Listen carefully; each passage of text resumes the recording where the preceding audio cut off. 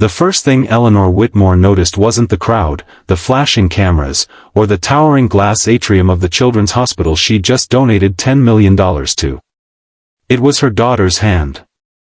Small. Steady. Holding tightly onto the hand of a man Eleanor had never seen before. Eleanor froze mid-step. Her 6-year-old daughter, Lily, normally shy, cautious, and glued to her side during public events, was standing a few feet away, smiling up at a stranger like she'd known him her whole life. And the man? He looked just as startled. Worn jacket. Tired eyes. A little boy about Lily's age stood beside him, clutching a stuffed dinosaur with one missing eye.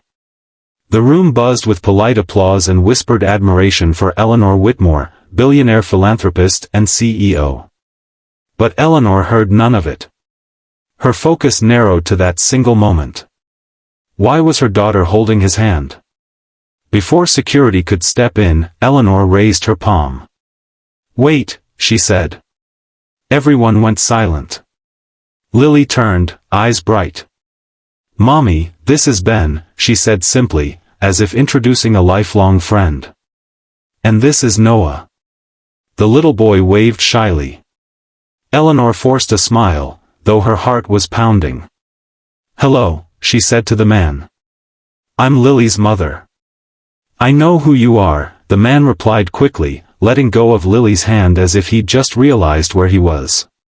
"I'm sorry, I didn't mean to, she just..." Lily squeezed his hand again. "He helped me." That stopped Eleanor cold. "How?" she asked, kneeling to Lily's level. Lily glanced up at Ben. "Can I tell her?" Ben hesitated, then nodded. "We were in the hallway," Lily said. "I got scared because there were so many people and I couldn't find you. I was crying, and Mommy, nobody stopped." Eleanor's chest tightened. "And then Ben did," Lily continued. "He kneeled down and talked to me. He said it's okay to be scared, and he stayed until I felt better." Eleanor looked at Ben again, really looked at him this time. "I was just waiting for my son's appointment," Ben said softly. She looked overwhelmed. "I have a kid too. You don't ignore that. No drama. No expectation. Just a statement of fact." Eleanor straightened slowly. "Thank you," she said. Ben nodded. "Of course." Security cleared their throats, subtly reminding her of the schedule. Eleanor waved them off. "What brings you here?" she asked Ben. "My son," he replied, glancing at Noah. "He's been coming here since he was 3. Heart condition." Noah hugged his dinosaur tighter. Eleanor felt something shift inside her, something uncomfortable and unfamiliar. "Are you alone?" she asked.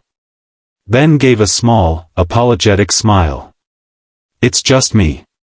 His mom passed 2 years ago. I work nights, take him to appointments during the day. We manage. No bitterness. No self-pity. Just truth." Lily tugged Eleanor's sleeve. "Mommy, Ben is really nice. He said superheroes are just people who don't walk away." A lump formed in Eleanor's throat. She stood, turned to the waiting crowd, and surprised everyone, including herself. "We're going to take a short break," she announced. Gasps rippled through the room. Eleanor Whitmore never deviated from schedule. But today, she did. She guided Ben, Noah, and Lily toward a quiet seating area. Staff scrambled. Cameras followed until Eleanor shot them a sharp look. "No filming," she said. "This is private." For the first time in years, Eleanor sat without thinking about optics, headlines, or returns on generosity. She watched Ben talk gently to both kids, explaining Noah's dinosaur surgery with silly sound effects. Lily laughed. Noah smiled. Eleanor felt ashamed. She'd built an empire, funded hospitals, changed lives on paper. Yet this man, this exhausted, anonymous single dad, had done something she hadn't. He'd stopped. "Ben," she said quietly, "what do you do for work?" "I used to be a mechanical engineer," he replied. "After my wife died, things shifted. I do freelance repairs now. Enough to get by." Eleanor nodded. "And Noah's care?" He hesitated. "We're on assistance. It helps. Still, some treatments aren't covered." The silence that followed was heavy. Eleanor had written checks larger than his yearly income without blinking. Yet she didn't reach for her wallet. Instead, she asked, "Would you like lunch?" Ben blinked. What?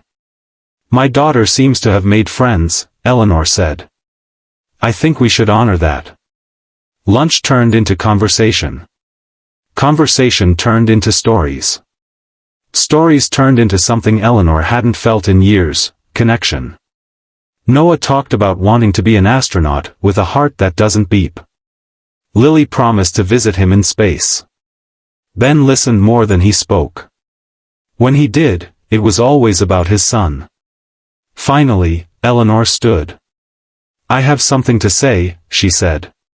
Ben stiffened, clearly expecting a formal goodbye. Instead, Eleanor walked back into the atrium. The crowd hushed instantly. "I've spent my life believing kindness could be measured in numbers," she began. "Today, my daughter reminded me that the most powerful acts are often the quietest." She gestured toward Ben and Noah. "This man did not know who my daughter was. He didn't help her for recognition or reward. He helped her because she was a child in need." Murmurs spread. "So today," Eleanor continued, voice steady but eyes shining, "I'm making a different kind of investment." She turned to Ben.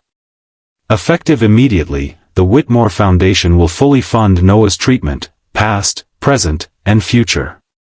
Additionally, I'd like to offer you a position consulting with our hospital engineering teams. Flexible hours. Full benefits." The room exploded in gasps and applause. Ben stared at her, stunned. "Ms. Whitmore, I can't." "Yes, you can," Eleanor said gently. "Because this isn't charity. It's respect." Tears welled in Ben's eyes. Noah looked up, confused but smiling. Lily clapped her hands. "See, Mommy? Superheroes." Eleanor knelt and hugged her daughter tightly. Later that day, as the crowd dispersed and headlines began forming, Eleanor watched Ben and Noah walk down the hallway, hand in hand, hope in every step. She realized something profound. Her daughter hadn't just found safety in a stranger. She'd found humanity. And Eleanor vowed, in that moment, to never walk past it again. Because sometimes, the smallest hand you hold changes everything.